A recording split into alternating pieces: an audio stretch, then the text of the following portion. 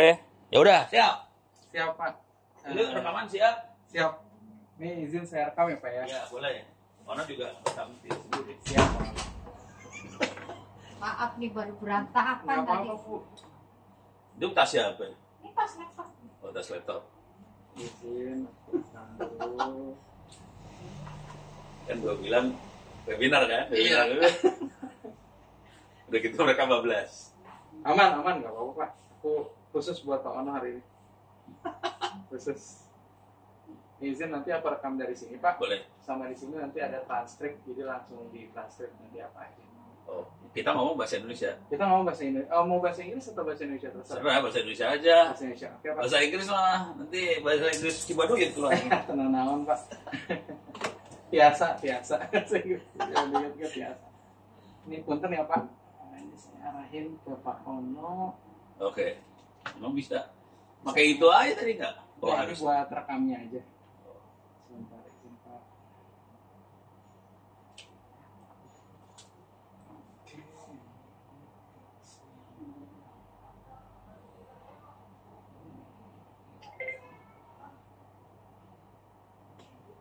Nanti ke Pak Ono.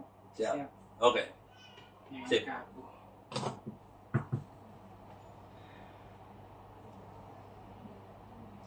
Jadi udah rekam berapa orang? Total sekarang udah 7, Pak. Oh, 7. 2 dari US, 1 dari EU, 1 dari China, sisanya Indonesia.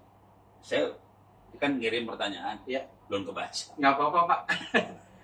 Pak Kono udah expertnya, Pak. Dari pagi. Kegiatannya Iya, banyak Pak. banget. Jadi pas lihat, ya nggak kebaca. Saya mendadak juga kan. Nggak apa-apa, Pak. Aman. Kalau kemarin kebaca. Baca. Ini baca. Oke, sip. Oke.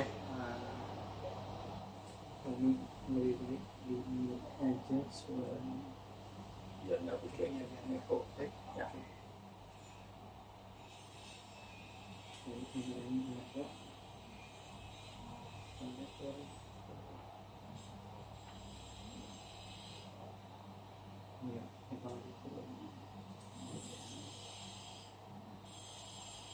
Oke, saya mulai ya Pak Ono. Siap. Izin, Assalamualaikum warahmatullahi wabarakatuh. Waalaikumsalam. Pak Ono, terima kasih banyak atas kesediaannya saya wawancara, Pak, untuk kebutuhan tesis nanti di S2 saya di China. Oh, S2 ini. Ini S2. Kira S3. S2. Insya Allah nanti tahun depan Biasanya lanjut sih. S3. Kalau bagus lanjut. Iya. Ini teman-teman ini beasiswa ya? Iya. Keren. Alhamdulillah. Ya, jadi ini tesis saya ini awalnya saya pengen, ini sedikit ininya dulu Pak, intronya. Saya tadinya pengen meneliti soal hoax, tapi fokusnya di deepfake Oke. sebetulnya. Itu engineer banget. Betul. Tapi memang ketika udah konsul sama dosen, saya ngajuin pertama itu, kedua tuh the future of work. Jadi kayak pekerjaan di masa depan tuh akan seperti apa, kebijakan publiknya. Karena kan saya di jurusan kebijakan publik. Oke. Nah, cuman yang disetujui banget ternyata yang awalnya saya ragu nih Pak, tapi ternyata disetujuin yaitu tentang digital sovereignty. Oke. Atau bahasa Indonesianya kedaulatan digital. digital. Nah, dari riset tersebut saya sudah melakukan literatur review, dan dari literatur review itu sebetulnya belum ditemukan Pak definisi secara global yang diakui sebetulnya kedaulatan digital itu apa sih? Oh, ini Definisinya pengennya apa? global, bukan Global. di Indonesia. Global nanti akan diimplementasi di lokal juga. Oke. Jadi tujuan dari riset ini adalah pertama kita akan membuat definisi global digital sovereignty itu apa sih? Gitu. Dari berdasarkan interview dan literatur review saya dan saya godok juga. Dan yang kedua nanti akan ada pembuatan metodologi terkait framework. Oh, framework mau Iya. mau sovereignty. Jadi saya Kayak roadmap berarti lebih ke arah roadmap ya? frameworknya ini alat ukur Pak. Oh, alat ukur. Ya, jadi alat ukurnya ini lebih ke sebetulnya cara mendefinisikan negara itu sudah Sovereign. digital sovereign atau Sudah belum. berolah atau belum? Dari Gimana mana? variabelnya apa yang perlu diukur, dan setelah saya riset juga dari literatur itu belum ditemukan Pak alat ukurnya. Ya. Jadi kita belum. Jadi ini nanti step keduanya adalah saya menciptakan alat ukur itu untuk digital sovereignty yang bisa dipakai dengan negara-negara. Nah, step ketiganya itu saya akan mengambil contoh dari Indonesia untuk menjadi test case pertama atau studi case pertama menggunakan framework tersebut. Gitu. Tapi framework ini sebenarnya bisa dipakai dengan negara manapun.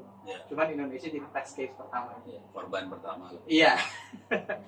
Dan riset ini mayoritas kita dari US, EU sama China dan Indonesia.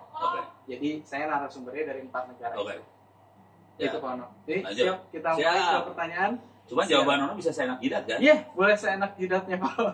Pakai versi Ono kan? Iya, versi Ono. Kalau versi Ono biasanya kacau. Oh, kekacauan yang bermanfaat tidak apa-apa Pak. Tunggu sebentar Pak Ono. Oke, kita mulai di tesis. Oh iya, saya izin nanti rekaman ini akan digunakan untuk kebutuhan riset. Nanti juga akan ada publikasi Pak di berbagai media, baik itu video, audio, atau media-media lainnya. Iya, syukur paper jurnal. Iya, itu juga pasti Pak. Itu juga pasti. Kalau nggak lulus nanti S2-nya. Siap Pak Ono.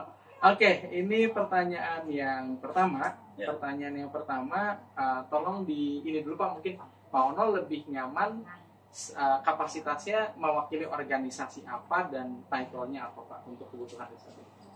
Kalau organisasi, saya kondisinya hari ini di kampus Institut Teknologi Tangerang Selatan. Kapasitasnya ya kalau di kampus pasti dosen ngajar ya.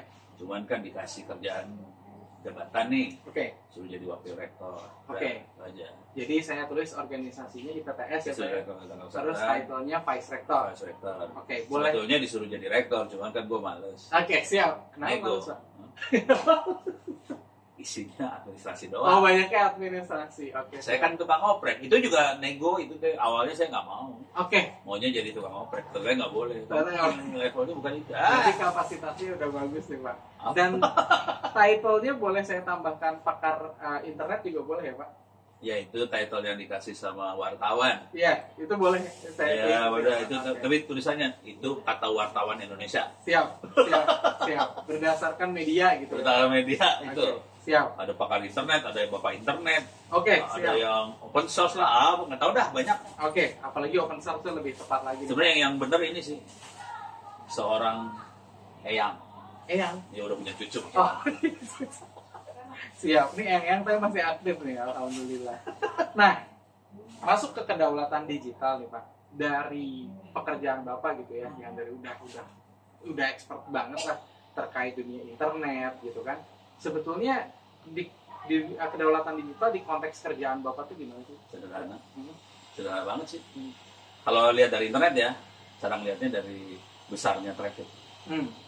Jadi gini, kalau kita berdaulat, kita ngerjain semua sendiri. Kalau katanya pendiri bangsa Indonesia, Presiden Soekarno, itu namanya berdikari. Berdiri di atas kaki sendiri, jadi berdikari. Kalau di internet cara ngukur, ini sekalian ngukur ya? Konteks di dalam pekerjaan dulu Pak. Jadi kalau berdaulat itu, kalau sederhananya kita tidak tergantung. Soalnya kalau tergantung, ujung-ujungnya nanti kita terjajah. Tidak tergantung berarti di konteks digital ya, karena digital sovereignty kan, kedaulatan digital. Jadi kita tidak tergantung sama yang lain. Kalau tergantung kita terjajah. Siap. Jadi harus mandiri lah ya Pak ya, berdikari. Itu katanya Bapak Soekarno. Siap. Nah kalau kata Pak Ono? Ya berdikari juga. Siap. Mandiri lah. Dari keahlian Pak Ono, apa aja sih yang Bapak udah alamin atau experience-nya gitu ya, pengalamannya yang related langsung ke digital sovereignty?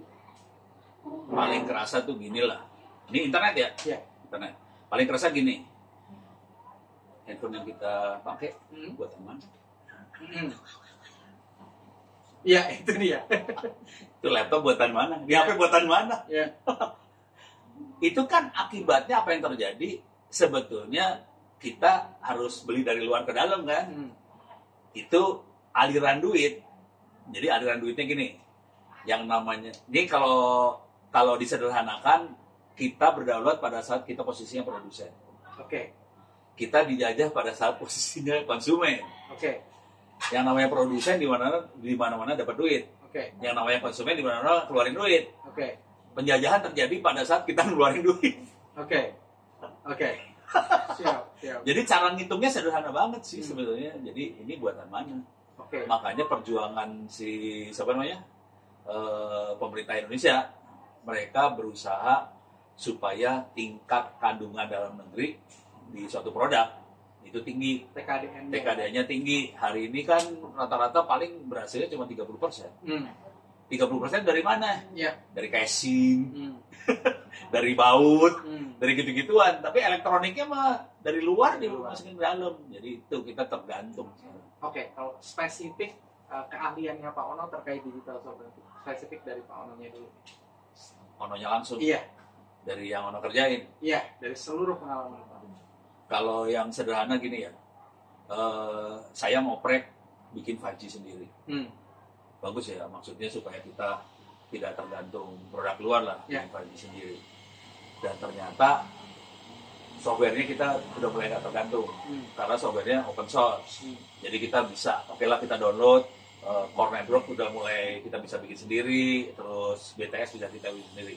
Hardware-nya kita nggak bisa. Karena hardware ternyata butuh ekosistem yang lebih hardcore lah daripada kalau software kan kita source code bisa di-download, bisa kita compile sendiri, dapat nih. Si hardware kita butuh PCB, butuh resistor, butuh IC, segala macam, nggak ada ekosistemnya di Indonesia.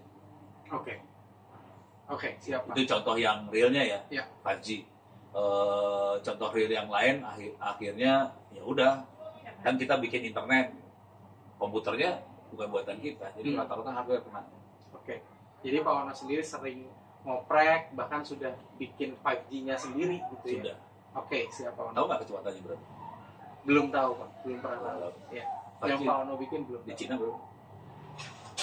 Well, di Cina 5G pun udah ada yang nyampe ke gunung-gunung sih Pak. Iya, kecepatan berapa sekarang?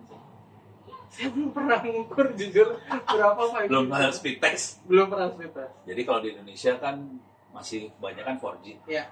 Kecepatannya sekitar berapa 20-30 Mbps rata-rata ya dari situ. Terus kalau provider lagi nyombong, kita kecuali 100 mega. 5G yang kita buat kecepatannya 800 mega. 800 megabyte per second ya. Iya. Kencang kok, bisa. Cuma nanti itu dari sisi kedaulatan ya. Nanti kita akan tabrakan sama birokrasi. Kenapa Pak? Kenapa ya? Waktu ngomong sama birokrasi, tabrak langsung. Karena ini minta maaf aja nih, si operator kita di bawahnya bukan operator, di bawahnya pabrik kan. Dan pabrik ini nggak bisa. Jadi kalau si operator mau bikin sesuatu, dia maunya nggak mau pusing, pokoknya ini urusin semua jadi satu. Nah si Ono kan bikin cuma 5G-nya doang, sisanya nggak dibikin kan. Ya udah dia nggak mau nyelipin ke alatnya punya vendor. Jadi itu alasannya. Nggak bisa nembus. Akhirnya kita bikinnya buat di kampung-kampung aja dulu. Ya nggak apa-apa lah. Mungkin saya detailing sedikit lagi nih, Pak Ono tadi juga belum menyebutkan, kan ada yang menyebut juga Pak Ono Bapak open source. Nah itu menarik juga tuh Pak. Kenapa bisa sampai disebut seperti itu? Menurut Bapak? Kalau open source-nya sendiri sih source code-nya kebuka ya. Nah kalau saya, kenapa saya pakai open source, pakai Linux, ini laptop Linux, Linux segala macam Linux, karena saya jadi bisa bikin semua sendiri. Handphone saya bisa bikin Android sendiri. Siap Pak. Nah spesifik ke digital sovereignty lagi atau kedaulatan digital dari angka 1 sampai 5 Pak. Menurut Bapak sefamiliar apa sih sama spesifik ya Pak terkait digital sovereignty atau kedaulatan digital 1 sampai 5. 5 paling familiar, very familiar, 1 sangat tidak familiar. Kalau saya bukan familiar sih kategorinya kali ya. Udah gondok dengan digital sovereignty. Iya. Soalnya kan saya bikin sistem operasi, bikin 5G, internet bisa bikin sendiri. Jadi udah gregetan banget bahwa kita sebenarnya sanggup. Cuman si aturan, policy, birokrasinya, untuk bikin produk Anda harus sertifikasi. Ini dan sertifikasi pakai duit semua. Ya kalau orang tukang oprek mana punya duit MM-an kan. Jadi akhirnya kalau familiarnya saya cenderung 5. Cuman kenyataan hidup di Indonesia jadi 0. Karena Indonesia jadi tergantung. karena nabrak birokrasi. Dengan konsep digital sovereignty atau kedaulatan digital sudah 5, cuman karena birokrasi Karena ekosistem yang ada di Indonesia, jadi kita nggak bisa mencapai itu. familiar tadi ya Pak ya. Ya kayak Ono bikin 5G, bikin 2G segala macam. Ini Ono udah ngasih lihat di level menteri dirjen. Oke. Kominfo, Oke. nyebut kementeriannya ya. Oke. Nih, gue bisa bikin. Udah lewat aja. Oke. Menarik, Pak. Siap. Nah, dari kata-kata Bapak sendiri. Ya. Bapak yang bikin sendiri kata-katanya. Digital sovereignty itu apa sih, Pak? Spesifik digital sovereignty. Kalau saya lebih tadi kita nggak tergantung, kita mandiri. Jadi dikatakan digital sovereignty itu ketika suatu negara atau suatu individu yang tidak tergantung sama siapapun gitu, Pak. Ya, Secara itu digital. ekstrim, secara Oke. ekstrim. Oke. Kenyataan dulu sih nggak bisa kayak gitu ya. Oke. Dan kita saling tergantung sih sebenarnya kan, karena nggak ada orang Superman yang bisa bikin A sampai Z semuanya kita bikin. Kenyataannya seperti itu. Tapi kalau mau ekstrimnya itu, titik ekstrimnya kita benar-benar semua bikin sendiri, semua nggak tergantung. Nah, untuk sampai level itu susah. Oke. Nah, dari ketidaktergantungan itu konsekuensinya ada sebelum sampai 100% nggak tergantung, kan ada ketergantungan kan. Nah, ketergantungannya adalah aliran informasi, aliran duit, aliran barang nih. Ada 3 aliran nih, informasi, duit, barang. Kalau alirannya banyak keluar, tingkat ketergantungannya jadi tinggi. Kalau alirannya jadi banyak masuk, kita posisinya di atas sih sebenarnya. Oke. Tergantung kita lihat aliran informasi, duit, barangnya gimana, dari Indonesia keluar atau dari luar ke Indonesia. Oke. Kalau dirangkum jadi satu kalimat singkat aja Pak, kedaulatan digital atau digital sovereignty versi Pak Ono. Supaya alirannya ini masuk juga ini tadi. Enggak, saya kedaulatan digital. Kalau saya definisinya. Kalau saya sih kalau saya lebih ke arah kita tidak tergantung tadi sih. Jadi Kita mandiri. ketika kita mandiri, itulah disebut digital sovereignty. Iya. Oke, siap Pak. Nah, Sederhanakan gitu. ya itu sederhana dan bagus. Nah, menurut Pak Ono nih, dari 1 sampai 5, 5 paling penting, sampai 1 yang paling tidak penting, digital sovereignty untuk keamanan negara atau country national security bahasa Inggrisnya, itu sepenting apa sih Pak? Pentingnya Sepenting apa? 5. 5 berarti sangat ekstrim ya Pak? Sangat Ekstrim. penting ya? Sekarang kondisinya gini. Oke. Di Republik Indonesia nih. Ini buka-bukaan aja dah. Ya. Peralatan. Jadi gini. Nih, Ono kan ngomongnya sama bintang-bintang juga ya. Ada yang bintang 7, udah pusing kepala nih. Bintangnya banyak ya. Bintangnya banyak. Jadi orang bintang-bintang cara ngelihatnya gini. Ono, ini kalimat dari mereka nih langsung. Ono, kita sudah beli peralatan buat cyber security belasan miliar ya. Beli. Konsumsinya duit keluar nih. Barang datang ke sini ya. Kita konsumen nih. Belasan miliar datang. Kok nggak ada yang jalan? Oke. Jadi mereka berpikir bahwa yang namanya security, dia mikir security, itu masalah solve pada saat dia beli alat-alat tadi. Dia sudah punya firewall gede, dia sudah punya intrusion detection system gede, dia punya sistem security operation center gede, udah dipasang, diinstal, IR-nya udah keluar, tapi nggak ada yang jalan. Kenapa tuh? Ngajarnya itu kenapa? Sederhana cara berpikirnya. Alat-alat itu kan bukan lemari es. Emang kita beli colok listrik selesai masalah kan kagak. Yang namanya komputer kan harus dikonfigurasi lah, install ini, install itu segala macam. Waktu jalan pun harus pas ngelihat layar. Kan nggak keluar. Oke, Anda dalam bahaya gini-gini kan dia biasanya bentuknya dashboard kan. Iya. Dan untuk baca dashboard kan butuh orang pintar. Iya. Buat konfigurasi butuh orang pintar. Kagak ada orang pintarnya. Kembali lagi ya misalnya beli alat yang security-nya sangat canggih tapi operatornya nggak ada. Nggak ada orang. Oke, siap. Bahkan jenderalnya pun nggak bisa menerjemahkan apa yang informasi yang keluar. Oke. Jadi sangat penting tapi ya balik lagi di konteks Indonesia kita belum bisa mencapai walaupun kita punya alatnya gitu. Iya. Jadi kalau dari sisi uang kita ada. Kalau dari sisi uang ada. Jadi kalau kita lihat cyber security ya, komponennya ada 3 nih. People, proses, teknologi. People itu manusia tadi ya. Proses itu aturan, prosedur itu proses semua. Teknologi barangnya. Teknologi bisa selesai masalahnya karena kita punya duit bisa beli itu semua teknologi. Prosedur copy paste ke Google, itu ke ChatGPT, dapat nih prosedur semua beres. Orangnya bikinnya nggak gampang. Oke. Problemnya di people-nya tadi ya. Dan itu akan berulang kemana-mana. Oke, siap. Siap. Mantap, Pak Ono. Nah, dari digital sovereignty gitu ya, Pak.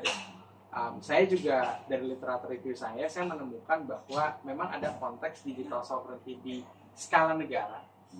Ada digital sovereignty di skala individual. Oh iya. Oke.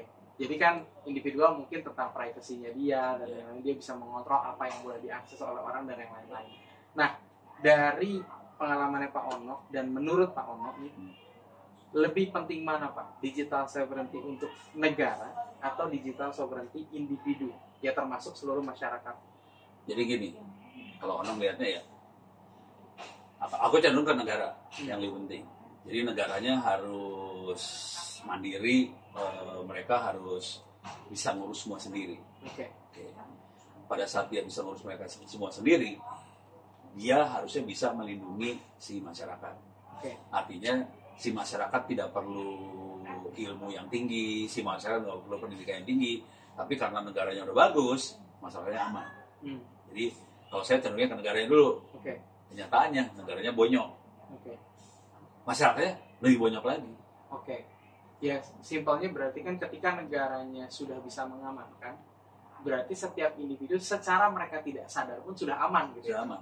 Nah, sekarang kondisinya negaranya nggak bisa ngamanin. Akibatnya semua orang harus belajar ilmu bela diri. Oke. Harus belajar karate. Oke. Akibatnya hanya mereka yang punya ilmu bela diri yang aman. Iya. Sisanya kagak aman. Iya. Dan Ono hampir setiap hari dapat email dari orang-orang isinya gini, Ono tolong saya ditipu, bisa balikin nggak duitnya? Tiap banking ya Pak ya. Bisa banking, bisa apa aja, nipunya macam-macam. Emang nipunya kecil. Ada kemarin yang ngirim email, Pak Ono saya rugi $72.000. Oke. Itu 1 M. Oke. Dia orang Indonesia, posisi di Jepang, beli koin di Makau. Oke, di Makau. Duitnya hilang. Oke. Terus nolongnya gimana? Iya. Pusing. Oke, siap. Menarik.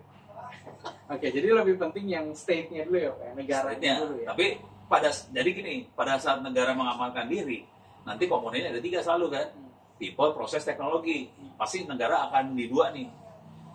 Proses sama teknologi, dia akan bikin undang-undang, bikin aturan, bikin prosedur, segala macam.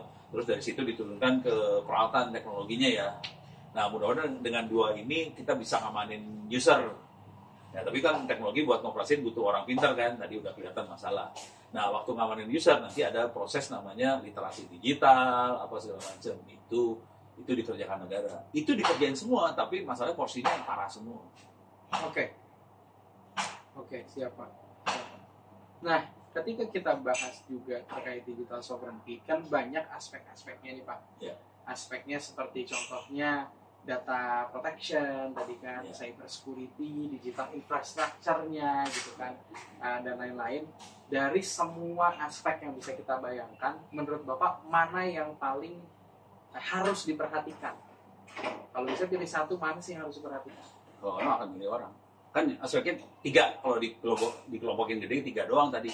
People, proses, teknologi. Saya akan milih orang. People yang paling penting. Soalnya gini cara berpikirnya. Kalau kita lihat kenyataan di Indonesia, teknologi nggak masalah. Kalau teknologi kan urusannya duit ya, anggaran. Kita punya duit, jadi kita bisa beli teknologi. Aturan juga nggak masalah sebenarnya. Kita punya aturan kayak undang-undang perlindungan data pribadi kita punya. Undang-undang informasi soal transaksi elektronik kita punya. Jadi undang-undang buat perlindungan itu ada. Oke. Nah, cuman yang jadi masalah ini, kalau tadi teknologi udah jelas kelihatan ya, orang yang buat ngoperasiin nggak ada. Ini kita kan punya undang-undang. Oke. Pertanyaannya, kalau ada kasus, coba lapor ke polisi. Emang diladenin? Kagak. Jadi istri saya udah kena kasus itu, kecolong duitnya. Totalnya dia 6,5 juta. Dari banking gitu Pak? Penipuan sih. Oke. Tapi kan penipuan transfer duit. Kalau duit udah ditransfer ke bank lain, nggak bisa ditarik tuh. Jadi aturan perbankan, kalau duit udah ditransfer nggak bisa ditarik. Iya. Nah, itu masalah tuh, lapor dong, karena ditipu, lapor dong ke polisi. Dari gubris sama polisi. Asli. Karena gini, di polisi juga nggak ada orang yang bisa melakukan penyidikan. Bukan nggak ada ya, ada. Tapi jumlahnya segelintir. Contoh, Polda Metro Jakarta nih, yang jumlah penduduknya berapa Jakarta? 15 juta, 12 juta ya. Tahu nggak yang bisa menangani langsung ngerjain, cari pelaku untuk kejahatan siber? Ada orang. Hanya 3. Hanya 3. Sedangkan kasusnya bisa banyak sekali. Bukan bisa, udah banyak sekali kasusnya. Banyak sekali. Orangnya 3. Itu di Polda Metro. Itu yang paling canggih dari Polda seluruh Indonesia itu 3 doang. Polda lain parah. Jadi nggak ketanganan. Jadi akibatnya orang-orang tadi pasti di reserve buat nanganin kasus pejabat. Jadi kalau pejabat kena hoax atau apa segala macam, ini turun. Okay. Tapi kalau rakyat biasa udah nggak ada slotnya lagi udah. Oke, jadi ya karena kembali lagi resource-nya sedikit, jadi ada prioritas ya. Iya, Dan kepaksa. ketika prioritas pun yang lain yang tidak termasuk di prioritas nggak bisa masuk gitu. Nggak bisa. Di penanganan ya. Iya. Oke, siapa? Nah, dari sepengetahuan Pak Ono, Iya. kan negara nih banyak banget yang sudah mengimplementasi digital sovereignty. Saya pun kenapa mengacu pada US, China, dan juga EU, Ya. karena kan mereka gencar sekali mempromosikan hal-hal terkait digital sovereignty. Ya, karena mereka posisinya produsen. Ya. Dia udah sovereign. Ya. Kita posisinya konsumen. Kalau dari Pak Ono sendiri, dari semua negara di dunia ini ya Pak, Ya. mulai negara kecil, negara besar, negara apapun itu, Ya. mana yang menurut Bapak paling efektif dalam menerapkan kebijakan digital sovereignty? Kalau saya cenderung bilangnya ke Cina sih sebenarnya. Cina. Oke, kenapa tuh Pak? Jadi gini cara ngeliatnya. Oke, ini masalah aliran ya. Aliran duit, aliran informasi, aliran barang. Oke. Kalau kita berdaulat, aliran informasi itu dari dalam keluar yang banyak. Dari luar ke dalam lebih sedikit. Kalau Indonesia, luar ke dalamnya gede, dalam keluarnya sedikit. Kita nggak sovereign dari sisi informasi. Kalau di Cina kan dipasangin blokiran benteng Cina ini dipasang kan, akibatnya kan dia ngontrol banget ini kan. Jadi maksudnya tadinya lebih ngontrol, tapi akibatnya di dalam ini jadi aman banget. Oke. Tuh. Jadi bahkan Cina lebih dari US atau EU ya? Iya, dari sisi itu ya. Oke. Nah, yang ini dari aliran informasi. Jadi ini kita kontrol banget, akibatnya yang informasi yang ngaco-ngaco jadi nggak masuk semua kan. Oke, bagus. Kalau yang di Indonesia semua masuk, tapi kita nggak ada yang keluar nih, keluarnya dikit banget. Jadi kita konsumen banget, kita habis kelelep, kebanjiran informasi yang nggak jelas semuanya. Akibatnya kita jadi bingung sendiri mana yang benar, mana yang salah kan. Nah, itu satu dari aliran informasi. Sekarang aliran barang dari Indonesia keluar kan, yang keluar kan barang-barang raw material ya, hasil bumi, bukan hasil bumi ya, nature lah, apa kayak gitu ya. Tapi produk kan lebih dikit kita kan, produknya dari luar ke dalam nih. Kita habis lagi. Itu kenapa? Aliran informasinya kelihatan. Akibatnya aliran duitnya kelihatan banget. Kita keluarnya, duit keluar lebih banyak daripada duit masuk. Kita posisi defisit terus nih. Oke, jadi dari sisi ya balik lagi aliran informasi, terus juga keuangan juga berdampak ekonomi ya Pak ya. Dan itu yang membuat kenapa Bapak milih China jadi yang paling efektif dalam kebijakan digital sovereignty. Walaupun itu pasti dikomplain sama semua negara kan. Iya. Dia ngeblokir kan. Tapi itu jadi nolong akhirnya, membantu banget akhirnya. Oke. Nah, menurut Bapak apa yang paling tidak efektif sekarang? Kalau tadi yang paling efektif, sekarang yang kebijakan itu paling tidak efektif itu yang jadi gini, tadi blokir pertama. Yang kedua kita pencet apa sih? Bukan gorong-gorong, pipanya. Pipa kita pencet nih. Bisa. Kalau kita punya banyak pipa, kontrolnya susah kan? Pipanya didikitin. Dan kalau di Indonesia benteng kagak ada, pipanya bocor habis. siapa? Maksudnya dari sisi demokrasi iya, oke. Oke. Cuman bayangin orang-orang belum siap, dibuka habis, keluarnya apa coba? Keluarnya tau nggak Pak? Di Apa Indonesia? Pak? Pornografi, Oke. judi online, pinjaman online, Pinjol ya. dan itu kasusnya banyak banget sekarang. Oke. Jadi dari seluruh dunia nih Pak Ono, menurut Pak Ono yang paling tidak efektif Indonesia atau ada negara lain yang tidak efektif? Kalau itu nggak pernah ngukur. Oke. Tapi kalau saya sepengetahuan Pak Ono, Indonesia termasuk yang nggak efektif. Oke, jadi bukan Indonesia yang paling tidak efektif, tapi salah satunya Indonesia. Salah satunya Indonesia. Soalnya kan kalau begitu gua harus ngukur dulu dong. Ya. Sedangkan ukuran digital sovereignty ini yang lagi diriset ya Pak, karena belum ditemukan. Iya. Oke, siap Pak. Oke, berarti dari pengalaman dan pengetahuan Indonesia salah satunya, tapi nggak ada satu spesifik ya Pak ya. Satu negara yang paling tidak efektif nggak ada, yang spesifik negara nggak ada berarti. Nggak tahu, bukan nggak ada. Oke, sepengetahuan Pak Ono nggak tahu ada apa enggak gitu ya. Pasti ada yang efektif, cuman siapa dia nggak tahu. Oke, siap. Nah, maka dari situ Pak, kan tadi kan kita bisa ngelihat Pak Ono bisa kasih yang the most effective, tapi the least effective kan belum bisa kasih nih siapa. Oh ya, Cina juga, Amerika udah takut sama Cina ya. Itu konteks sama lain nanti Pak. Saya takut dari sisi barang, mereka kan pabriknya di Cina semua. Betul. Banyak manufaktur kan. Iya. Ujungnya kan industrialisasi. Industri produsen, kalau dia produsen dia yang nguasain, sebenarnya itu aja sih. Betul. Kalau konsumen kita yang jadi dijajah. Betul. Amerika udah keteteran juga. Saya khawatir Bapak nanya saya justru saya yang diinterview. Oke, siap Pak. Nah ini Pak, karena tadi kita ngebahas tentang yang paling efektif dan tidak efektif, dan agak susah juga mengukurnya tadi kan ya, untuk tidak efektif dan lain-lain.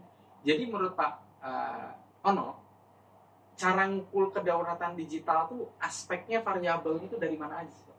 Paling gampang aliran ini ya, traffic. Traffic apa nih? Paling blow on mah aliran traffic ini nih. Kan kalau di router kan kita bisa lihat yang traffic keluar berapa megabps, masuk ke dalam berapa megabps. Berarti information traffic nih. Data traffic dulu nih, data traffic ya. Okay. Data traffic kelihatan banget nih. Oke. Bisa dilihat kalau di Indonesia tuh punya, kalau internal Indonesia ya, kan ada internet exchange yang tempat provider nyambung. Kita bisa lihat sih kondisinya sebetulnya. Traffic keluar kayak gimana, ke dalam gimana, dan itu jomplang banget antara outgoing sama incoming. Kalau kita lihat di semua perusahaan, jomplang semua tuh rata-rata. Jadi kebanyakan trafficnya adalah keluar. Kita ngambil informasi dari luar ke dalam, bukan dalam keluar. Kalau kita dari dalam keluar, berarti kita produce informasi kan. Kalau dari luar ke dalam, kita consume informasi. Nah itu kondisinya selalu konsumnya tinggi banget. Kita yang konsum. Kita konsum. Itu variabel pertama. Ada variabel lain. Nah, itu satu. Jadi maaf, yang pertama dulu Pak, maaf Pak. Jadi yang pertama tuh semakin banyak kita menjadi eksportir data, gitu ya. Itu kita makin sovereign ya. Lebih ke produce data ya. Kita produce data, kita semakin digitally sovereign, tapi semakin sedikit kita produce data dan kita menerima data, itu berarti semakin jadi konsum, jadi kita nggak sovereign. Siap. Nah, yang jadi masalah juga nanti ini urusannya sama infrastruktur. Contoh, kita kalau hosting, mending di luar kadang-kadang kan. Iya. Dan jujur saya host pun di beberapa di luar. Jadi kepaksa di luar nih. Jadi akibatnya yang untung sana. Kitanya konsum semua nih urusannya. Nah, jadi harus mulai dipikir dari sisi infrastruktur supaya si trafficnya lokal di Indonesia. Atau kita split. Untuk traffic internasional oke lah taruh di luar. Tapi kalau traffic dalam negeri taruhnya dalam. Masa traffic dalam negeri taruhnya di Amerika, taruh di mana hostingnya, atau Singapura gitu kan? Yang sovereign Singapura lah, bukan Indonesianya. Jadi variabel keduanya adalah di mana servernya gitu ya Pak. Ya, karena itu akan ngarahin trafficnya. Di mana letak servernya ini yang memang dikonsumsi dari Indonesia. Iya. Itu variabel kedua. Variabel apa lagi Pak? Variabel yang lain tuh kira-kira ini ya. Ini lebih ke arah, kalau IT ya, ke arah IT. Kalau IT, kalau Indonesia, kalau hardware udah pasti kalah. Karena barang hardware-nya kita ambil dari luar semua nih, dari Cina, dari Taiwan, dari Korea, apa segala macam. Jadi variabelnya juga hardware-nya di made in mana gitu ya? Iya. Itu variabel. Karena itu akan aliran barangnya kelihatan. Dan hari ini Indonesia tiap tahun beli HP belum laptop ya, belum komputer, beli HP-nya tiap tahun, bukan tiap tahun 2023 kita ngeluarin uang buat beli handphone 35 triliun untuk beli HP. Itu duitnya ke Cina sama ke Korea. 35 triliun. Oke. 34 triliun. Dan itu naik terus itu duitnya. Parah itu. Nggak pernah turun. Nggak pernah turun, naik terus. Makin bablas itu. Oke. Nah, tahu nggak harga pabrik HP berapa? Harga pabriknya Kalau kita bikin pabrik HP belum tahu Pak. setengah triliun. Setengah triliun apa tuh? Parah ya. Di Indonesia ada pabrik HP-nya, Hmm. ada di Polytron misalnya di Semarang, ada segala macam ya. Tapi kalah ke Grus dari sebelah sana. Karena untuk pabrik kan nggak cuma pabrik, kita harus bikin ekosistem kan. Iya. Ada yang bikin PCB-nya lah, ada yang bikin komponen lah, apa segala macam. Kalau bikin pabrik doang, komponennya diambil dari Cina, tetap aja kita parah. Ujungnya hanya assembling ya. Iya, kita harus bikin ekosistem. Dan untuk sampai level itu bukan cuma sekedar hardware, kan ada orang yang bikin desain segala macam. Ini contoh aja ya kemarin tuh. Ini cyber security urusannya. Iya. Cyber security. Ini lebih ke arah software.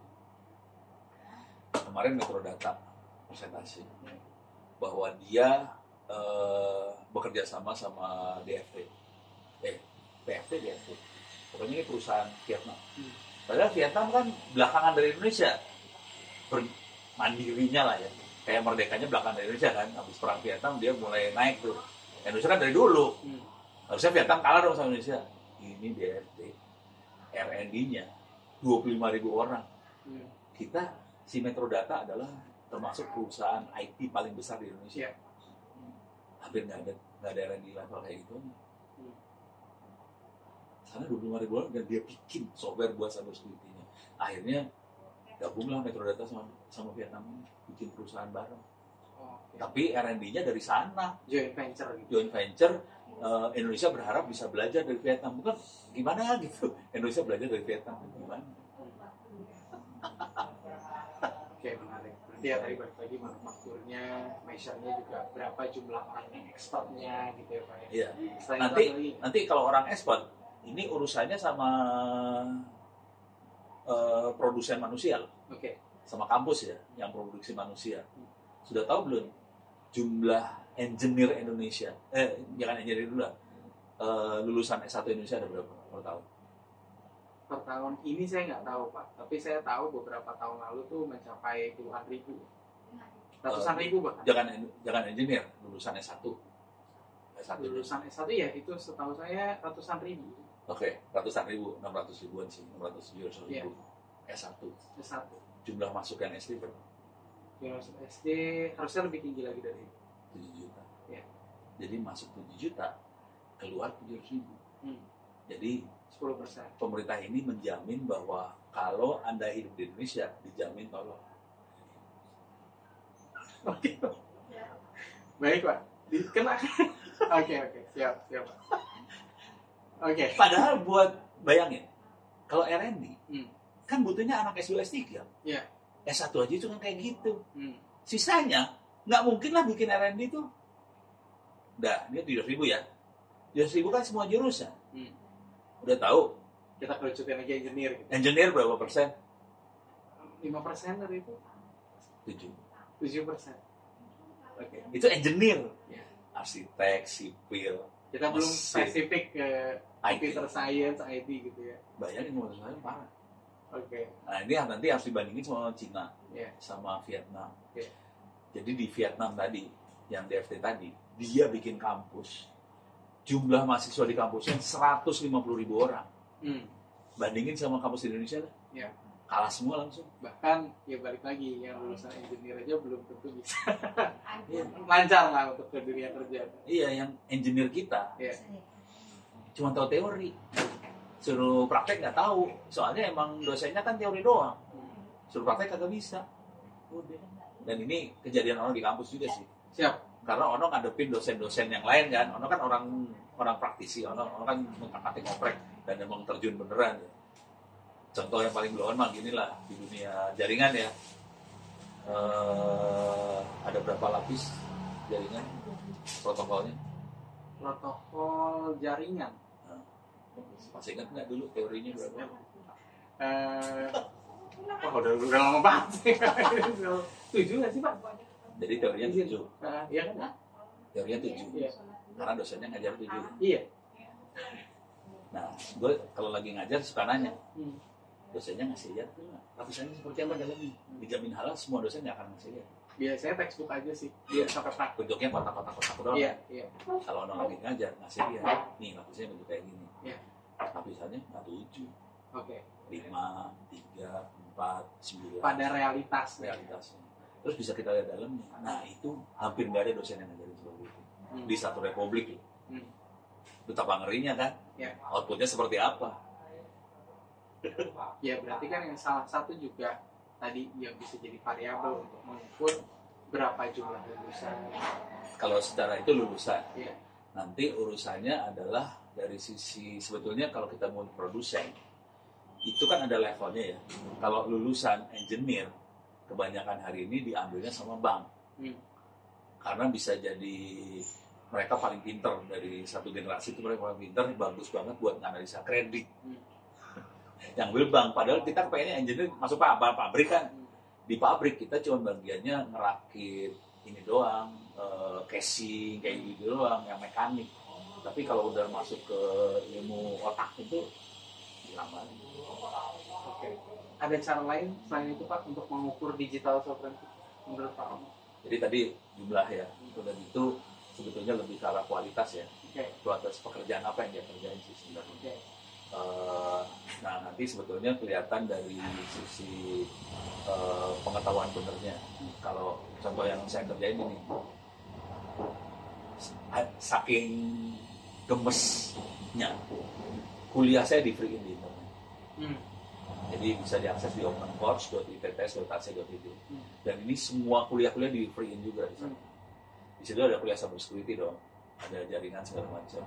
Total peserta yang ikut hampir 25.000 orang di situ karena free. Bisa nebak yang dapat nilai 90 dapat sertifikat free lagi. Bisa nebak yang dapat nilai 90 berapa dari 25.000? Dari 25.000 kurang dari 100. 35. Iya. Karena saya juga pernah kerja di environment yang teknologi di Indonesia gitu ya Pak ya. Dari 10 yang lulus cuma 2. Masih untung tuh kemarin saya di aparat. Iya. Di itu. Iya. 120 orang. Jadi mereka emang udah keluar dari sekolah kayak cyber security gitu kan. Iya. 120 orang. Langsung jenderalnya, tolong dites anak buah. Dites dong. 120 yang lulus cuma 2. Ya udah. Iya. Mau gerak seperti apa? Nggak bisa. Gitu. Oke, siap. Jadi kualitas nanti selain jumlah ya, Kualitasnya juga. kualitasnya dilihat. Tadi udah ada jumlah lulusan S1, ternyata jumlah engineer lebih dikit lagi, jumlah IT lebih dikit lagi, kualitasnya parah. Iya. Jadi hitungan jari orangnya sih sebenarnya kondisinya. Oke. Dan orang yang hitungan jari ini jago biasanya. Akibatnya terjadi karena dia jago, kemungkinan besar dia tidak akan kerja di pemerintah atau di perusahaan Indonesia. Kerjanya di luar, karena mereka jago. Jadi orang Indonesia yang jago yang nggak di Indonesia. Oke. Jadi ya balik lagi kita bisa melihat, misalnya kita lihat ada WNI gitu ya, warga negara Indonesia yang jago, tapi ternyata dia juga tidak bekerja di Indonesia, itu juga berdampak pada digital sovereignty-nya jadi menurun ya Pak. Iya. Suatu negara. Karena orang luar kan, ini kan kompetisi di luar. Mereka semua butuh orang pintar kan? Iya. Dan dia akan narik dari semua negara, termasuk Indonesia ketarik. Iya. Anak gua 2, kerjanya buat luar. Ya, bapaknya jago soalnya. Satu buat Polandia, satu buat Hong Kong. Oke. Mungkin di luar nanti ini saya akan bertanya kenapa, tapi nanti ya Pak.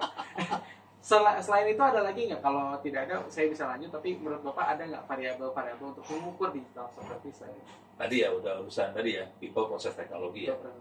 Udah mulai kelihatan, people paling parah.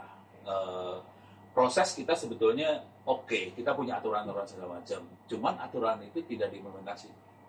Ya ini berapa jumlah aturan, berapa jumlah implementasi dari aturan, dan berapa yang enforcement-nya? Saya implementasi lebih ke arah enforcement ya. Maksudnya kalau ada, ini kan kemudian aturannya Undang-Undang Informasi Transaksi Elektronik, Perlindungan Data Pribadi. Aturannya ada, undang-undangnya ada, tapi kalau ada kejadian nggak ada yang ditangkap. Jadi si ekosistemnya, aparat yang harusnya punya PR itu nggak ngerjain karena nggak punya kemampuan. Jadi bukan masalah berapa jumlah undang-undangnya, tapi dari undang-undang yang ada, penanganannya seperti apa, Iya. dan enforcementnya di situ. Bisa nggak? Nggak bisa. Kita nggak punya kemampuan, nggak punya kapabilitas buat itu. Orangnya Oke. Ada orangnya tapi tadi sedikit gitu ya, Pak? sedikit. Dan sedikit itu udah bisa, Akhirnya diprioritasin buat berarti kan buat bos. perbandingannya berapa jumlah kasus dan berapa yang bisa menangani kasus gitu kan. Iya, Itu yang akan menjadi indikator gitu. iya. Oke. Siap. Oke. Ada lagi Pak Ono? Yang gede itu ya. Oke. Nah, kalau dari teknologi tadi urusan kita jadi produsen atau konsumen ya. Gitu. Dan itu PR-nya banyak banget. Cukup dulu. Itu dulu ya. Ntar sambil jalan kita bikin kacau. Siap. Nah, kalau Bapak lihat dari digital sovereignty standar di negara-negara digital ekonomi yang besar gitu ya, seperti US, EU, dan China, sepenglihatan Bapak gimana? Kalau cara dari yang Ona lihat ya, satu, mereka akan cenderung untuk mengempower, melindungi kemampuan dalam negeri. Oke.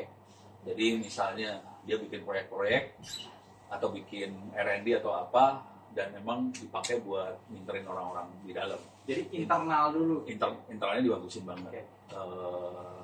Dan kalau US kan mereka punya kayak apa, dewan riset kayak gitu ya. Dan kayak contohnya internet kan dibangun dari DARPA ya, Department of Defense malahan. Dan mereka ngalokasi anggaran dan akhirnya jadi internet yang gede seperti sekarang. Udah gitu mereka banyak sekali memang duit buat ke pengusaha-pengusaha buat hidup semua. Ke dalamnya oke banget. Terus dia akan membantu dalam dibuat penetrasi keluar supaya dia bisa menguasainya. Dari ini sovereignty-nya dari sisi ini ya, lebih dari sisi kalau kita ngomongnya agak kasar dan rada jahat kira-kira ini. Pada zaman dulu yang namanya penjajahan dilakukan dengan bedil. Senjata. Sekarang penjajahan dilakukan secara ekonomi. Kita kasih produk, lu beli, jadi orangnya nggak dimatiin, tetap hidup, tapi pakai produk dia. Udah, duitnya ngalir ke sana. Udah bubar seperti itu. Berarti itu terkait dengan modern kolonialisme ya, Pak? Lebih ke arah situ. Ono melihatnya, tapi ini Ono nggak pernah baca referensi. Ini insting doang. Kira-kira kayak gitu. Nah di Indonesia perlindungannya hampir nggak ada. Jadi yang kejadian, ya udah. Ini kejadian banget nih, kejadiannya contohnya gini. Kita butuh yang namanya pusat data nasional. Ya udah, barangnya beli aja. Jadi bukan kalau bisa pakai produk lokal atau segala kagak, dari luar masuk semua bubar. Terus yang namanya tingkat kandungan dalam negeri ya diatur aja pakai kertas. Oh ini tingkat kandungannya sekian gitu supaya lolos. Gitu. Jadi akhirnya ya udah kita dijajah habis semua kondisinya. Dari sisi orang luar, oke bagus kita jadi pasar. Oke. Tapi dari sisi Indonesia kita lindes habis. Gitu. Oke, siap Pak. Kalau dari pengalaman Pak Ono, kalau tahu nggak apa-apa, kalau nggak tahu juga nggak apa-apa ya Pak. Bapak mungkin ada pengalaman terkait secara historis gitu ya, strategi US, EU, dan China itu bagaimana dalam mendevelop digital sovereignty strateginya Pak? Kalau saya ngelihatnya lebih ke arah Boleh spesifik per country juga. ya, lebih ke arah tadi penjajahan secara ekonomi ya. Jadi cara developnya kira-kira gini. Ono kan di dunia IT banget. Oke. Ini teman-teman kan banyak nih pedagang-pedagang nih distributor produk segala macam. Oke. Nah, Ono dapat sampel. No, ini router baru, ini wifi baru, lu cobain segala macam. Jadi caranya mereka ngasih barang buat dicoba. Ya Ono dengan senang dong. Ono bikin buku apa segala macam kan. Jadi ini jadi marketing kesananya. Jadi tekniknya halus banget sih sebenarnya.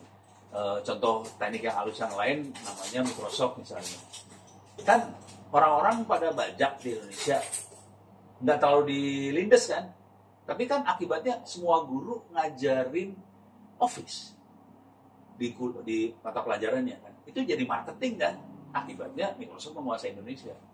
Jadi tekniknya sih sebenarnya adalah kayak narkoba lah. Dikasih icip-icip, terus lama-lama kita ketagihan, lamanya tergantung, pada saat tergantung ya udah duit ngalir. Jadi secara historis bahkan ke dampak ke negara kita gitu ya Pak. Iya. Mereka kasih freebies gitu kan, Iya. agar nanti kita bisa jadi consumer seumur hidup gitu ya. Seumur hidup. Secara historis itu ya cara mereka. Paling kelihatan mah Microsoft lah sekarang. Oke. Cuman kan orang sekarang mikirnya pakai handphone Android. Mereka gak tahu Android itu Linux. Orang Microsoftnya pernah ngomongin Rono sih. Oh, lu bisa gabung Microsoft aja. Emang kenapa? Itu sekarang udah open source. Nah, open source dari mananya? Nah, ternyata dia harus berantem sama Android. Jadi akhirnya dia punya WSL kan di Microsoftnya. Itu buat berantem, untuk buat berantem itu di Indonesia butuh toko open source masuk ke dalam Microsoft. Oke. Menarik banget. Siap. Ini banyak banget yang relate. Oke, siapa? Itu main feature-nya itu. Nah, main strateginya menurut kawan itu. Nah, kalau lebih nguasain pasar sih. Oke. Kalau Pak Ono lihat juga, what do you think features-nya itu apa sih dalam pendekatannya mereka gitu? Dari US, EU sama China, apakah mereka sama pendekatannya, apa beda, apa gimana? Kalau China itu lebih bottom up. Gimana tuh? Dia dari bawah. Jadi ini China dia ke distributor produk ya. Jadi di Indonesia banyak pedagang-pedagang nih dikasih produk, udah gitu pedagangnya berusaha menjual produk tadi ya dengan berbagai caranya dia, apakah ngasih sampel ke Ono lah, terus dia bikin event apa segala macam. Dari bawah. Kalau Cina lebih ke arah situ, main bawah. Kalau Eropa Amerika dia formal. Gimana? Jadi lebih apa ya,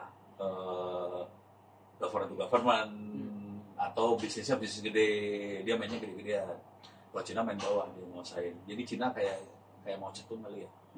Dia nguasain desa dulu, baru dia hajar ke kota. Kalau Eropa Barat segala macam, dia hajar kotanya dulu, tapi desanya nggak dikuasain, akhirnya direbut sama Cina semua.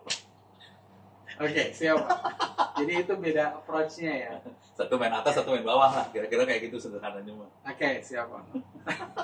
Dari 3 region tadi ya Pak ya, baik dari US, EU sama China, apa sih kelebihan dan kekurangan dari masing-masing dalam digital sovereignty strateginya mereka? Kalau sekarang kelihatannya jadi kayak gini sih, orang Asia kali soal Cina itu kan tukang ngulik ngoprek, jadi untuk produce oke banget. Cuman dari sisi kalau orang Eropa Amerika kan waktu winter kurang kerjaan, akhirnya mereka winter kan bener mikir, desain, ngoprek jadi bagus. Jadi dari sisi kualitas bagus banget yang Amerika sama Eropa, makanya bagus banget karena mereka iklimnya memang memaksa dia untuk di dalam lab ngoprek segala macam.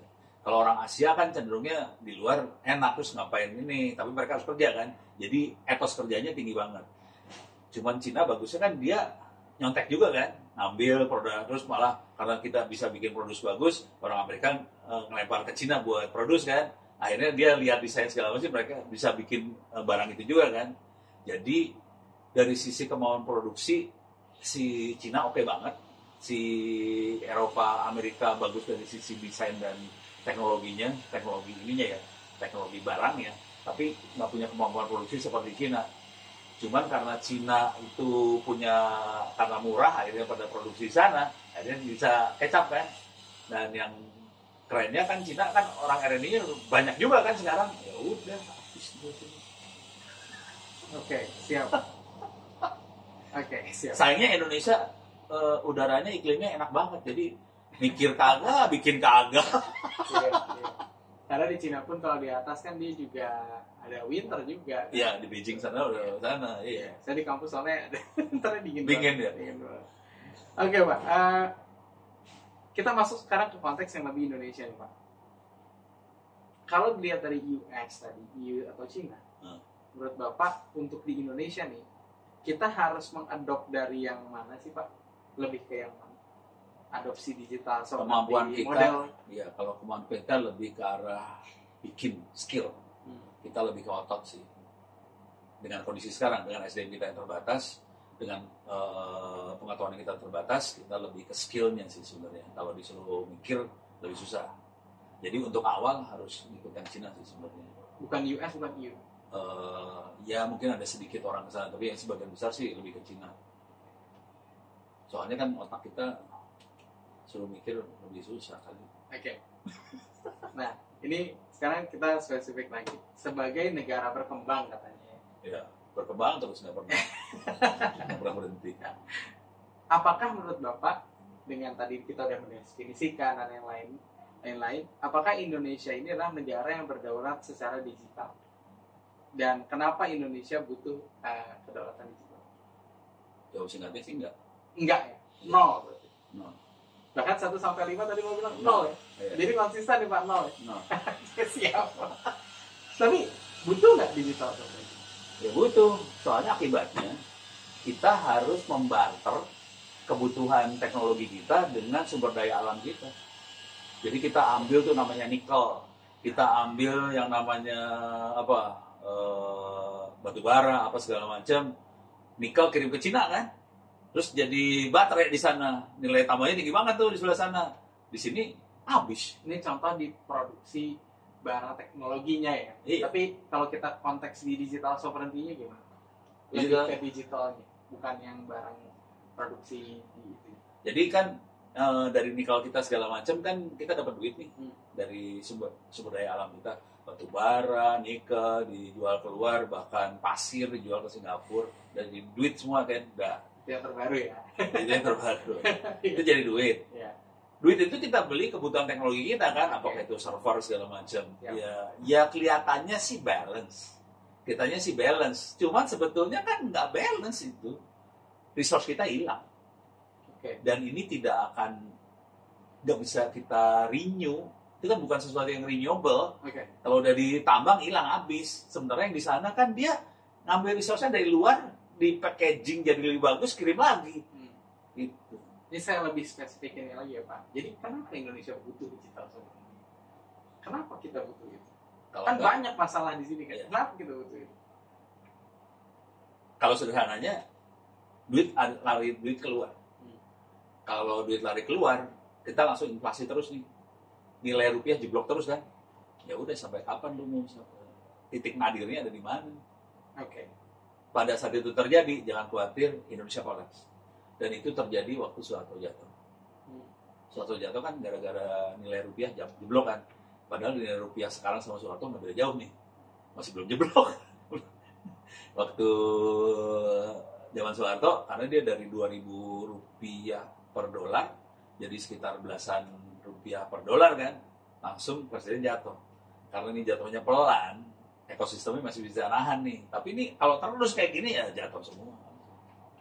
Oke. Nah, kan tadi Bapak bilang bahkan dari 1-5, 0 gitu ya, bahkan minus berarti kan. Nah, jadi ini sebetulnya tanggung jawab siapa Pak untuk bikin Indonesia digitally sovereign? Kalau kita lihat struktur, itu harusnya pimpinan. Siapa itu? Presiden lah harusnya. Yang paling bertanggung jawab presiden. Iya, presiden. Nomor Sama. 2, nomor 3 mungkin itu ada. DPR MPR lah. Nomor 2 aja DPR MPR. Iya. Oke. DPR dulu apa MPR dulu Pak? Udah nggak ada MPR di sana. Oke. Ada yang DPR doang. Siap. MPR udah hilang. Oke. Ada yang Berarti DPR doang. kedua DPR. DPR. Ketiga Yang ketiga tanggung jawab, sebetulnya paling biangkerok yang namanya dosen. dosen. Iya. Yang dosen sama guru ya. Karena mereka yang bikin manusia sih sebenarnya.